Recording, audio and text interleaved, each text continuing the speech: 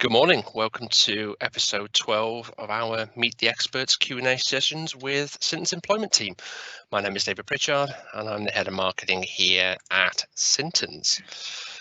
Just moving the slides on so you can see our speakers this morning. Just once again, and I know I repeat myself so much on this, but can I just thank you all for the amount of people that have tuned in again this morning, amount of people that are signing up to these sessions, still sending in your questions every week, which is absolutely phenomenal, and of course watching the podcast and the webinar afterwards. Very grateful. Thank you. As with previous weeks, the employment team are going to answer, well, it's not 3 questions this time, it's actually 6 questions today. And our speakers are Ailsa, Hobson and Angela Carver, who you can see on the screen. So without any further ado, I'm going to move on to the questions. I'm going to pass you straight over to Ailsa. Ailsa, good morning and over to you. Good morning, David, and thank you again for joining us this morning. It's a nice sunny day, so hopefully everyone can have some time in the sunshine this afternoon. David mentioned that we're doing a few additional questions this week. We thought we'd do something a little bit different, so it's a little bit more punchy. It's kind of 6 topics, but all focused around the redundancy element, because I think it's probably quite prominent in everybody's lives at the moment. So we're just going to jump through 6 with backwards and forwards between me and Angela, 6 kind of top tips and I suppose questions on the redundancy. I promise not to bring speedos into the conversation at any point. I understand that was Keith's main punchline last week, so we'll try and keep it a bit cleaner. So the first question and the first, I suppose, focus is the statutory definition of redundancy. So just to kick off, I'm going to take you through that. So the statutory definition of redundancy it identifies 3 sets of circumstances. So we've got business closure. That's closure of the business altogether, workplace closure, which is closure of one of several sites or relocation to a new site, and diminished requirements of the business for employees to do work of a particular kind. Now, this is the one that comes up probably the most. Some people might be as unfortunate to have to close workplaces or business, but what we're seeing mostly at the minute is just really cutting back on the number of employees because either demand has gone down or we just are being a bit more efficient. Now we're working either from home or through the IT systems, so we're seeing that crop up a lot in redundancy situations. So broadly speaking, redundancy is used to describe any situation in which an employer decides to reduce the number of its employees, either within the business as a whole or within a particular site, a particular unit, function, or maybe just a job role. So you might decide to make redundancies for a variety of different reasons. Recessions or other economic pressures making business closures or reductions in staff numbers necessary, like the pandemic at the moment. Changes in the nature of products and services. Again, you might be using a lot more IT heavy systems, which makes everything a lot more streamlined. You need less people to actually achieve the output that you have now. Internal reorganisation. A lot of people have used the COVID and the lockdown time to look how their systems are being operated, how they can be more efficient, how they can save more money. So internal reorganisations to make more efficient use of roles and duties is something I think that people have looked into quite a lot lately and might find better ways of operating. Technological developments resulting in changes to some or all job functions is another potential reason for a redundancy situation, and also relocation of businesses. So the leading case in establish whether an employee has been dismissed by reason of redundancy is Safeway Stores plc in Burrell. That's a 1997 case, and that puts forward 3 questions. So these are the 3 questions you should ask every time you're looking to potentially make a redundancy, and it's the questions that an employment tribunal would ask when they're deciding whether that redundancy was fair. So the first one is, was the employee dismissed? If so, had the requirements of the business for the employees to carry out work of a particular kind ceased or diminished? Obviously that section would be replaced if it was a business closure or workplace closure with that statutory reason. And was the dismissal of the employee caused wholly or mainly for that reason, i.e. the reduction in work of a particular kind? If the answer to all 3 stages is yes, then you've got a redundancy dismissal. So I think it's really important in any redundancy situation to take yourself through those definitions, find out which category you fall into, and actually see if you can rely on that redundancy definition as the fair and reasonable reason for you to make those dismissals in the first place. So that's just a whistle-stop tour on the definition, and I'll whiz you over to Angela to do the next question. Hi, good morning. I'm having some technical difficulties this morning, so my colleagues have assured me that I don't have anything on my face and that you can't see any of my toddler's mess in the background. So as a result, I can't see my camera, I can't see my colleagues, so I'm trying to kind of count in on my head. So apologies in advance if anything goes awry. One question that seems to come up quite frequently for us as a team is whether or not you can make an employee on furlough redundant. Now, the employee guidance contained in the job retention scheme quite clearly states that employees can be made redundant whilst on furlough. The job retention scheme also goes further to say that employees retain their existing employment rights. So my view is that would include being subjected to a fair redundancy process. So it's really essential that you don't just move from an employee being on furlough to telling them they're now redundant. There are a couple of considerations, and we've dealt with them in our seminars previously, which you can find on the website, that if there are 20 or more redundancies proposed at one establishment, and that again opens up an entire topic, within a 90-day period, then you need to collectively consult for a minimum of 30 days. And if you're proposing to dismiss 100 or more employees, there's a collective consultation obligation for a minimum of 45 days. Collective consultation does differ quite substantially actually to a normal redundancy process. But things to bear in mind is that although there is a restriction on carrying out work for an employer whilst you're on furlough, engaging in individual consultation is unlikely to be classified as work and thus break the furlough agreement. Just bear in mind, if people are not in the workplace, you can consult on Skype, Zoom, Teams, on the phone, and you can do it face to face if people are comfortable doing so. So there are different means and way to do it. So that's a very quick snapshot of consultation on furlough. I can't see Ailsa, so I'm just going to pass over to her and hope that she gets this quickly. Over to you, Ailsa. Thanks, Angela. Sorry, I muted myself and then unmuted myself and muted myself again. So the next question is just a quick focus on redundancy selection matrix. I keep referring to them as questions just because it's habit, but I suppose it's more just kind of a whistle-stop tour. So redundancy selection matrix. So when deciding whether a redundancy selection was fair, an employment tribunal must decide whether the employee's choice of pool was in the range of reasonable responses. The question of how a pool should be determined is primarily a matter for you as the employer to determine, and provided that you've genuinely applied your mind to the choice of pool, it's very difficult for an employee or a tribunal to challenge that choice. There may be a variety of permissible pools, but provided you've always applied your mind and given that due consideration and documented it, because that's always what you need to be able to demonstrate, that you thought about it and documented it at the time, then its justification should be more straightforward. I think most people group by type of work, people undertaking the work that's pretty similar, but it could be for a number of other reasons. But it's, again, just to show that you've actually given it some thought is the principal point. In any redundancy situations, tribunals rarely look behind either the business reason or really the pooling or the choice of selection criteria, where you can show that you've actually thought about it and applied your mind in a business sense and justified what you're doing. So when you've chosen that pool, the next step is to establish the relevant criteria.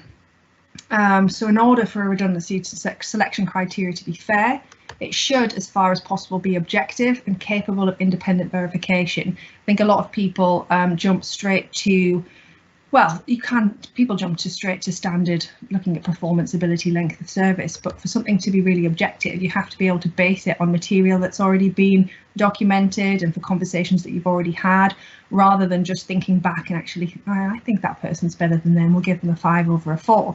But if you haven't really said what a 5 is and being able to demonstrate what evidence would be required to justify that 5, then it's very difficult to be objective, and it all comes down to personal opinion, which can render the whole scoring application completely unfair.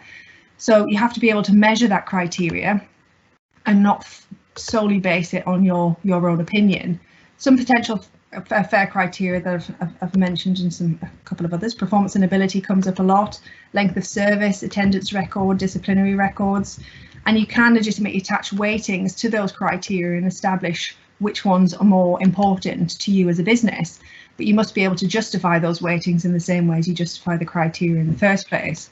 You've got to avoid any criteria that's discriminatory, for example, any disability-related absences or any time spent on maternity leave where you can't potentially measure that time. And where possible, you need to be able to measure it with reference to HR records, covering things like the performance and attendance. So what do your records say already? Have you been doing an annual appraisal, setting out expectations and then detailing how or if those expectations have been met? Where such records are a bit patchy or don't exist, you'll have to do your best to measure the employee's abilities, but this will make it all the more important to have maybe one, two, three managers involved, so more than one ultimately, so that you can have some independent verification from two managers and then look together and do that assessment. And then again, it's not one person's opinion, but it's three people's application, and then you kind of putting together as a joint approach to it. That makes that process a bit more reasonable, and you can justify why you're giving the scores that you're giving. Yes, it's three people's opinion potentially rather than one, but that still makes it a bit more balanced and less the opinion of one person. You can use subjective criteria, which subjective means that it is based on personal opinion rather than an objective based assessment, but it's a funny set. Subjective criteria is only acceptable if it's applied objectively. I think that brings in more than one person actually making that decision and making sure you've got checks and balances to justify and measure ultimately the score that you've given. So think about your checks and balances, think about justification from your decision, and try and move personal opinion from the scoring as much as possible. And if that means relying on evidence, then fantastic. If it's about things like future potential, you can still use evidence to demonstrate that, but you can also potentially use the feedback from more than one of their managers, just again to get a bit of a broad-based justification. So that's pools and that's criteria as a whistle stop, and I'll pass you back to Angela for number 4. Sorry.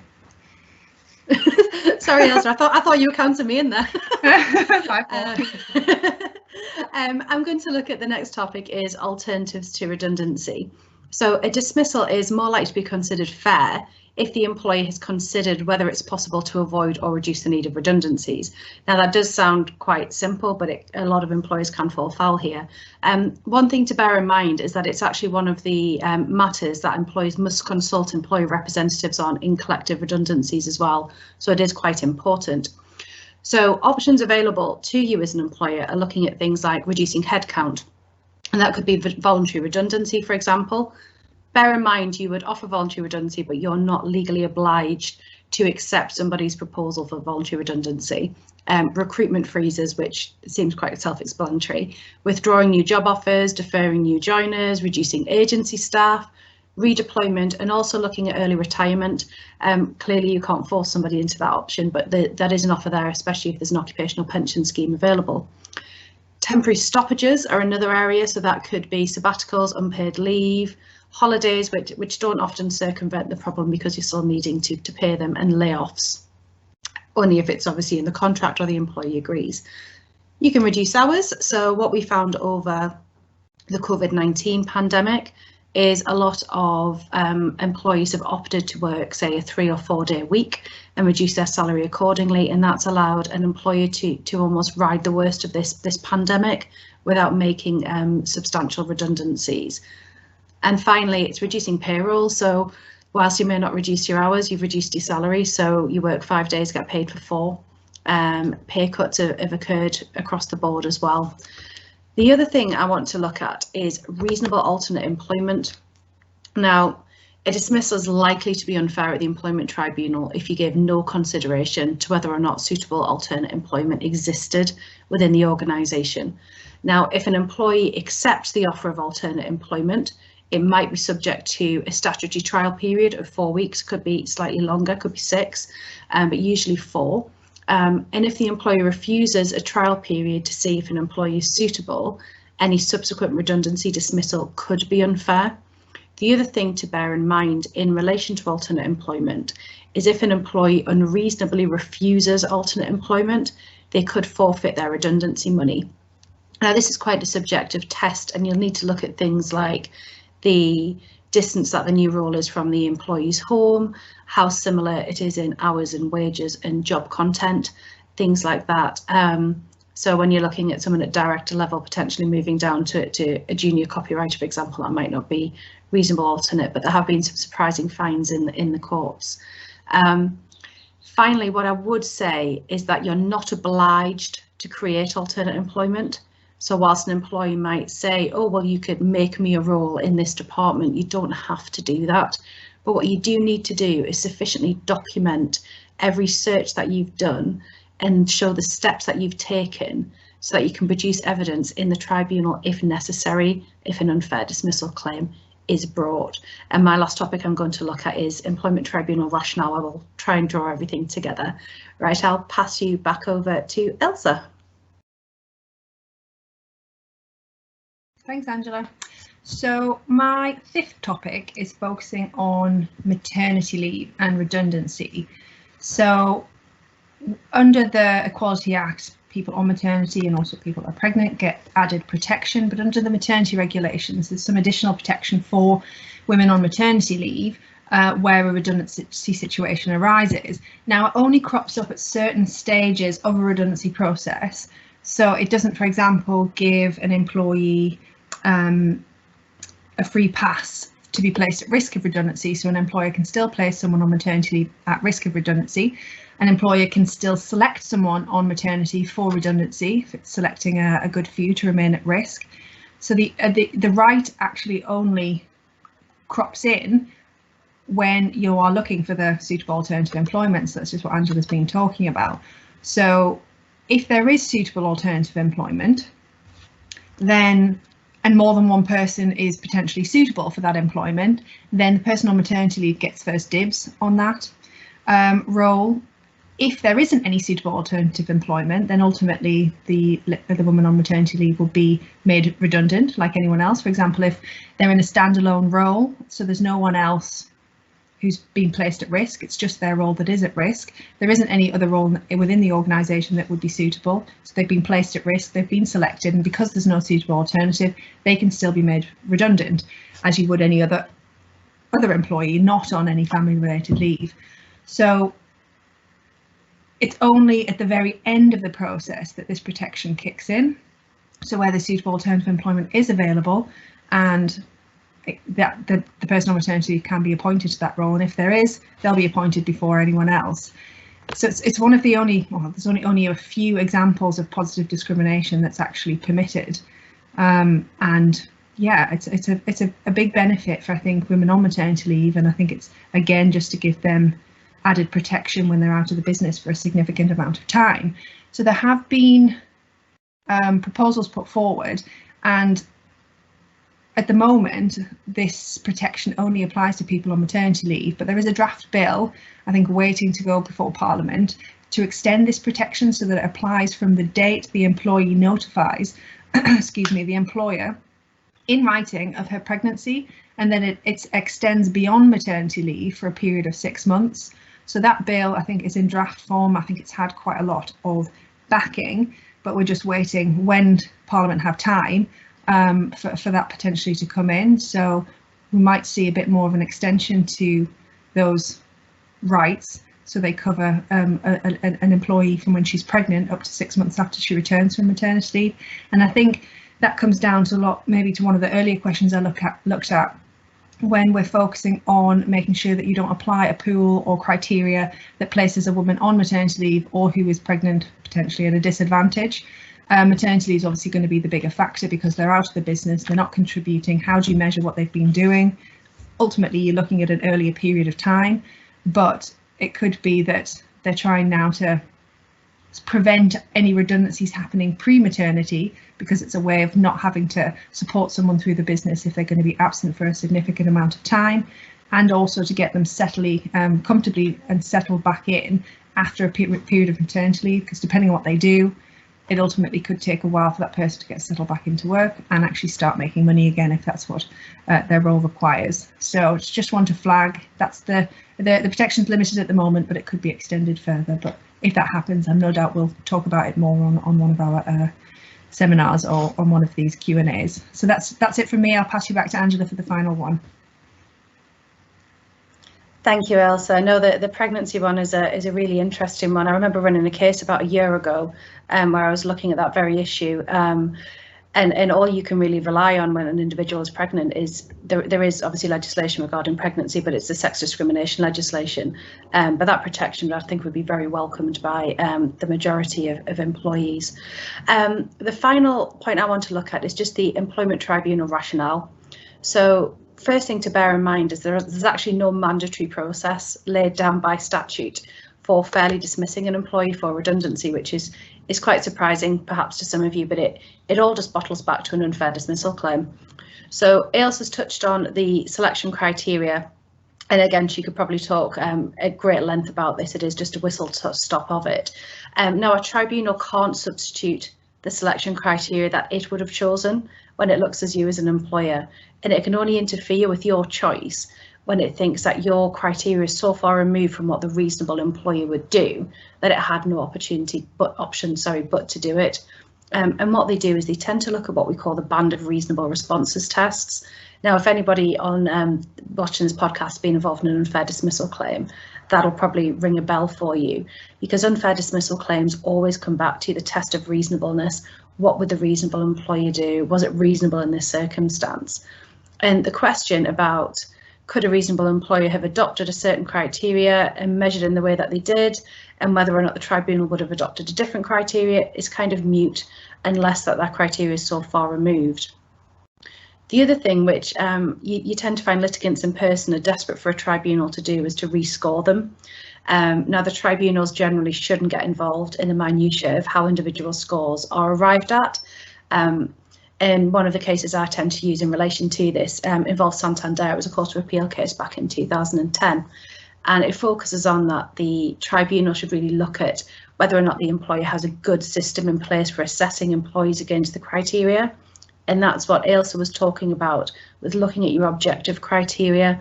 It's very hard to challenge documents and agreed paperwork. It's much easier to challenge the subjective mindset of one manager. And what Ailsa is saying about potentially using 1, 2 or 3 managers absolutely is a fantastic way to try and eliminate that and have a balance of views. The other case which tends to come up quite a lot actually is one called Nichols and Rockwell Automation Limited, and that was an employment appeals tribunal case back in 2011. And it just says that it's not appropriate for a tribunal to effectively rescore an employee unless the employee's motives were in question. And that potentially can bring you back to the pregnancy maternity aspect that Ailsa was looking at. So an individual could suggest they've only been scored poorly because they are pregnant, likely to be out of the business for a year. And at that point, it might be worth some scrutiny of the scoring, but on the whole, it's generally inappropriate unless there's exceptional circumstances showing bias or obvious mistakes by the employer. But it's a very careful, considered process that you need to undertake when you're scoring.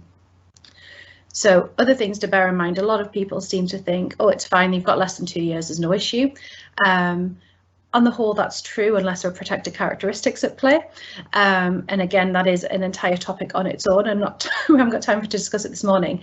But just to bear in mind that it's absolutely right, since 2012, unless you've got 2 year service, you don't qualify for a redundancy payment, or you don't qualify for protection for unfair dismissal, unless you fall into a certain caveat of breaches of statutory provisions, which we haven't really got time to touch on this morning. But to be a fair dismissal, it needs to fall within the 5 potential reasons that are set out in Section 98 of the Employment Rights Act, and one of those is redundancy. And to look at the redundancy, go back to what Ailsa's talked about with Safeway. That is the leading case we will always assess to see if there is a redundancy there. And secondly, it's the reasonableness. So you've got a redundancy, you've acted reasonably, and a tribunal really needs to consider that in that band of reasonable responses that it was a reasonable decision. Just to close on, we tend to use a case which, again, if anyone's been in unfair dismissal type matter, it's called Williams and Compare Maxim. And the Employment Appeals Tribunal emphasised that tribunals shouldn't impose their own standards and decide whether, had they been the employer, they would have acted differently. And that's what we call the substitution mindset. And that could actually fall into a grounds of appeal if you feel the decision made by the tribunal was unfair. So the tribunal are very much aware of this and don't tend to stray too much into that ground. It has happened, hence cases going up to their higher courts. So just look at your reasons for dismissal. So what's sat in the background, you know, why are you making this decision, what's happened, and again, looking at the definition Ailsa gave you. Is it a business closure? Do you need to reorganise? Have you had a massive drop in sales and you need to cut overheads? Make sure your matrix and your pooling are adopted, have got some thought. Can you justify them? Because you always have to imagine you're going to be sat on a stand in a tribunal with someone asking you to justify it. And then just make sure you go through meaningful consultation. Don't just tick a box. If an employee raises something, go through it with them. And finally, just make sure that you act fairly and reasonable in all circumstances. Can't guarantee no claim will get brought, but if you do follow the steps that we've talked through today, hopefully it should eliminate any risk of a loss in the employment tribunal. Right, that's all from me. So I will pass you back to David to close everything off. Thank you very much. Thank you both. Really interesting session. Appreciate that. Quick reminder for me about content. We've been working hard throughout this period to produce and deliver relevant, useful content, article, blogs, podcasts, videos, all of which can be found on our website, www.sintons.co.uk, should you wish to take a look. And this includes all the previous episodes of the Q&A sessions. You can also follow the employment team on Twitter at SintonsHR. I've just popped Ailsa and Angela's details just there up on the screen. So if you'd like to discuss anything they've raised today further, please don't hesitate to get in touch with them. Also, if it's any other legal inquiry, please don't hesitate to get in touch.